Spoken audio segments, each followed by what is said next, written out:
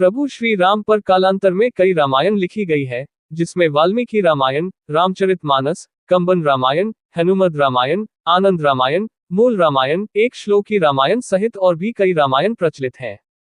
पेश है प्रभु श्री राम संपूर्ण कहानी संक्षिप्त रूप में। त्रेता युग में अयोध्या के सूर्यवंशी राजा दशरथ की 3 रानियों कौशल्या, सुमित्रा और कैकेयी से 4 पुत्रों का जन्म हुआ, जिसमें श्री राम माता कौशल्या के पुत्र, लक्ष्मण और शत्रुघ्न माता सुमित्रा के और भरत माता कैकेयी के पुत्र थे। चारों पुत्रों की शिक्षा पूर्ण होने पर महर्षि विश्वामित्र राजा दशरथ के महल आकर राम और लक्ष्मण को अपने यज्ञ की असुरों से रक्षा करने के लिए जंगल के आश्रम में ले जाते हैं। विश्वामित्र के आश्रम में श्री राम ताड़का का वध करके आश्रम की रक्षा करते हैं। ताड़का वध के बाद महर्षि विश्वामित्र श्रीराम और लक्ष्मण के साथ जनकपुरी की ओर रवाना होते हैं। रास्ते में वे ऋषि गौतम के आश्रम से गुजरते हैं। वहां श्रीराम अपने पैरों से स्पर्श करके पाषाण में परिवर्तित हो चुकी अहिल्या को शाप मुक्त करते हैं। इसके बाद विश्वामित्र श्रीराम एवं लक्ष्मण को जनकपुर में सीता स्वयंवर में ले जाते हैं। वहां भगवान श्रीराम शिवजी का पिनाक धनुष तोड़ देते हैं। इसके बाद दशरथ जी के चारों पुत्रों का विवाह राजा जनक व उनके छोटे भाई कुशध्वज की पुत्रियों से होता है। श्रीराम का विवाह सीता से, लक्ष्मण जी का विवाह उर्मिला से, मांडवी का विवाह भरत से और शत्रुघ्न का विवाह श्रुतकीर्ति से होता है। देवासुर संग्राम में दशरथ का रानी कैकेयी ने साथ दिया था। दशरथ 2 वरदान मांगने का वचन देते हैं। श्री राम के राज्याभिषेक की तैयारी के दौरान मंथरा के उकसाने पर रानी कैकेयी श्रीराम को 14 वर्ष का वनवास और अपने पुत्र भरत को अयोध्या का राजा बनाने का वरदान मांगती है। प्रभु श्री राम अपने पिता दशरथ के वचन को निभाने के लिए अपनी पत्नी सीता और भाई लक्ष्मण के साथ सन्यासियों का वेश धारण करके नियमों के तहत 14 वर्ष के लिए जंगल में चले जाते हैं। प्रभु श्री राम, लक्ष्मण और माता सीता को निषादराज केवट नाव से गंगा पार कराते हैं। श्रीराम पारितोषिक देना चाहते हैं तो केवट कहता है कि जिस तरह मैंने तुम्हें गंगा पार कराया, उसी तरह आप भी मुझे और मेरे परिवार को इस भवसागर से पार करा देना। दंतकवन में रावण की बहन शूर्पणखा सुंदर अप्सरा नयनतारा का रूप धरकर कुटिया के बाहर बैठे श्रीराम से विवाह करने का कहती है। श्रीराम के इनकार करने पर वह लक्ष्मण से जिद करती है। फिर वह माता सीता को मारने दौड़ती है। ये देखकर लक्ष्मण जी उसकी नाक काट देते हैं। अपनी कटी हुई नाक को लेकर शूर्पणखा अपने भाई और दंडक वन के असुर राजा खर और दूषण के पास पहुंचती हैं। बाद में श्रीराम का खर और दूषण से युद्ध होता है, जिसमें दोनों का श्रीराम वध कर देते हैं। खर दूषण के वध का समाचार लेकर शूर्पणखा अपने भाई लंकापति रावण के पास पहुंचकर उन्हें भड़काती है और सीता की सुंदरता की तारीफ करती है। इसी के साथ वह कहती है कि आप वनवासी राम की सुंदर पत्नी का हरण करके ले आइए। इसके बाद रावण अपने मामा मारीच को हिरण बनाकर अपहरण की योजना बनाता है। सीता उस सुंदर स्वर्ण हिरण को देकर उसे लाने के लिए श्रीराम से जिद करती हैं। राम जी उस हिरण को लाने के लिए वन में चले जाते हैं। जब हिरण का भेद खुल जाता है तो राम उसका वध कर देते हैं। बहुत देर तक श्रीराम नहीं लौटते हैं तो सीता किसी अनहोनी की आशंका से लक्ष्मण को वन में श्रीराम की सहायता करने के लिए भेजती है।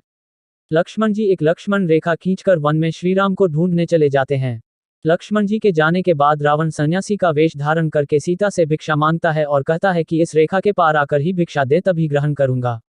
माता सीता ये गलती कर देती हैं और तब रावण अपने असली रूप में आकर अपहरण करके सीता को विमान में बैठाकर ले जाता है।